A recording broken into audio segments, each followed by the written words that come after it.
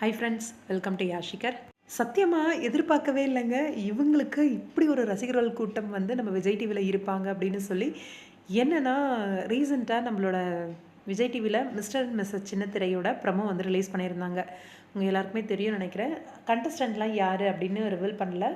வெறுமனா judges, anchor, தொகுப்பாளர்கள் அவங்கள வச்சு மட்டும் அந்த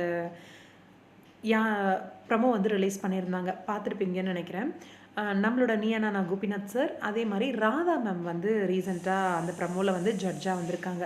இவங்க 2 பேர் தான் ஜட்ஜாக வந்து வராங்க. நம்ம எப்பயும் போல் நம்மளோட சின்னத்திரை நயன்தாரா அவங்க தான் தொகுப்பாளினியாக வராங்க.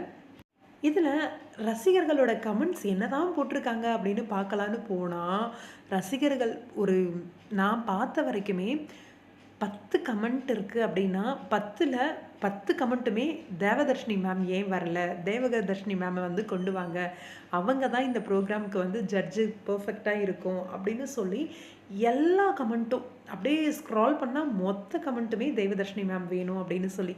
என்னடா நடக்குது, இந்த அளவுக்கு ரசிகர்களா இவங்களுக்கு அப்படின்ற மாதிரி இருந்துச்சு.